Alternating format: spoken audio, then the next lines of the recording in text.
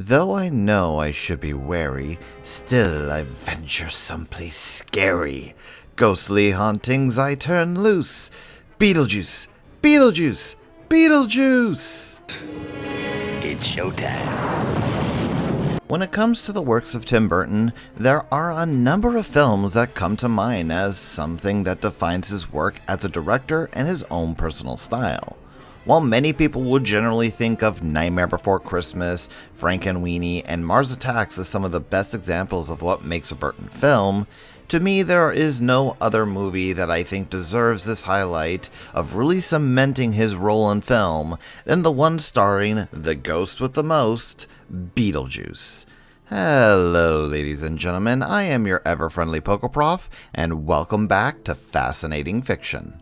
So, if you're like me when it comes to our resident spook in his movie, you actually don't really know all that much about it. I know that most of my own knowledge and know-how about Beetlejuice came from his cartoon, something which went a great deal to change the somewhat dark and macabre movie that spawned it into something that the 10 and under crowd could watch. But it's only after rewatching this movie recently that I realized just how, well, dark it is.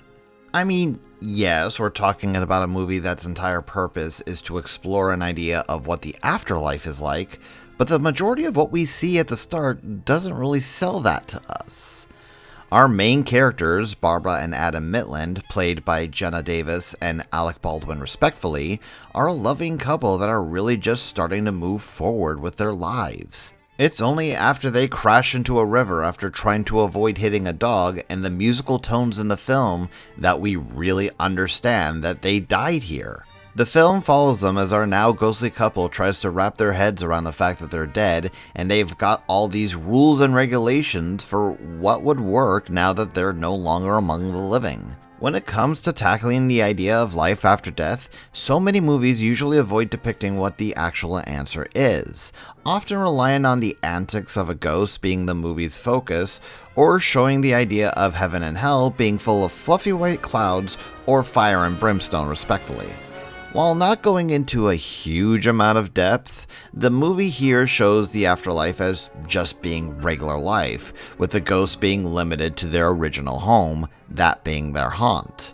The only other area we're exposed to is a government-style waiting room in which our characters wait to meet up with their caseworker. Well, there is also the sandworm planet that is named Saturn, but that's more of a Chekhov's gun for the story. It's the waiting room where some of the darker moments of the film really start coming in, something that is subtle and isn't really gone into depth, but obvious to those of us who are paying attention. Other than the frankly terrifying idea that getting help in the afterlife requires both going through a book that reads like stereo instructions and waiting in a DMV for months at a time to actually talk to someone who knows what's happening, what we first see as creatures within the waiting room are all actual people who have died in different ways, from simple things like choking on their food to death by shark. The one that really strikes at you, I think, is the beauty pageant lady who works at the front desk, as her death was thanks to rather obvious slits to her wrist. But it's as we go through the movie that we come to realize that the film is giving us an interesting twist to the classic ghost movie. A large number of movies that involve ghosts are usually horror films about an angry, often murderous spirit that's wanting to kill off the main characters. Beetlejuice's main focus for the vast majority of its runtime is about the ghosts, who are simply a cute couple that want to keep their house the way it is and scare off the people who had moved in. It's a combination of the lack of help they're getting and the fact that the book that's supposed to teach them is near useless that eventually drives them to go to Beetlejuice. And speaking of the ghost with the most, let's actually talk about him. Played by Michael Keaton, part of what makes the character so interesting is the fact that he's the antagonist of the film. And he's basically a car salesman.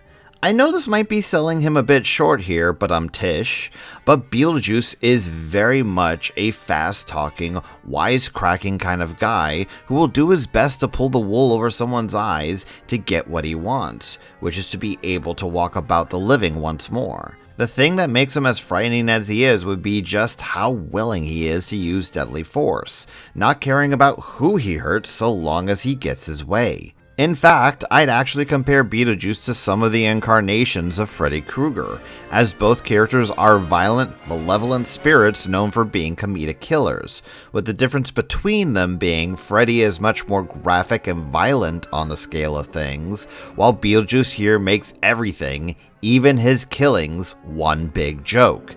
Same could be said for his second death in the movie. It's honestly me looking over the film now that I realize just how many big name actors were in this film, some of them actually getting their start here. Keaton, I think, is a big example for a lot of people, considering the fact he went on to play Batman after this. And it's really, really weird to think that someone who would go on to be the Dark Knight had one of his biggest roles basically being the Joker. There was also a point of time when you couldn't escape the name Winona Ryder, and as a little bit of a peek behind the scenes here as far as my own show is concerned, I was originally going to do this episode after the Bartok one, but couldn't because I had misplaced the DVD of Beetlejuice, leaving me with no footage. I found it last week while making the top 10 pairings list, and it was while rewatching it that I learned that Catherine O'Hara played Delia Dietz. While most people who grew up during the same decades as me will recognize her as the mom from the original two Home Alones, she's also Ludmilla from Bartok the Magnificent. It's kind of weird sometimes how I want to talk about completely different franchises, only for me to find out that they had some actors or people behind the scenes that have been in a lot of other stuff I've seen before. But with us talking about actors, how about we talk about the background of this film, because the actual development in how Beetlejuice became to be is kind of interesting. The original writer, the late Michael McDowell, had written something much darker than what the film itself was like. Things like showing Barbara's arm being crushed and the couple screaming for help as they slowly drown were much more detailed than they were in the movie. Beetlejuice himself was also a great deal more disgusting, wanting Lydia for, well, I think the best way to put it would be personal pleasure instead of wanting to marry her for his freedom. Another writer, Larry Wilson, was also brought on to work on the script, but eventually both of them were replaced by Burton due to differences by Warren Scarron, who's actually the one who came up with the idea of the afterlife being a bureaucracy. Some of the more interesting things about the background is just how much would have been changed had development gone differently. Lydia, for example, had Sarah Jessica Parker, Molly Ringwald, and Jennifer Connelly as potential actresses for the role. Apparently, Alyssa Milano, good old Phoebe from Charmed, was the runner-up for this position. The realm of what could have been for the movie didn't stop with the actors either. Did you know that apparently the WB didn't like the title Beetlejuice and wanted to call the film House Ghosts? Like, I get it, the bigwigs at studios who are just there to be the money to make the films usually aren't the brightest about when it comes to good decisions, but this takes the cake. Hell, it's even said that Burton suggested the title scared Sheetless as a joke to them, and they were actually considering this title. So keep that in mind if you ever see a movie with a really bad title. Chances are it was a CEO who pushed for it to be that way. Beetlejuice is something that I think took a lot of people by surprise. Not only did it do a twist on the classic ghost story, but it did it in such a way that I think not only could make people laugh, but also had dark elements that underlined what a macabre story the original script had been. It spawned not only a cartoon, several video games, and a musical play, but apparently there is a sequel in the works for it that's starting filming this year, starring some of the original cast, 30 years after the fact. Yeah, I'm not sure how good this is going to be, but it's going to be interesting regardless.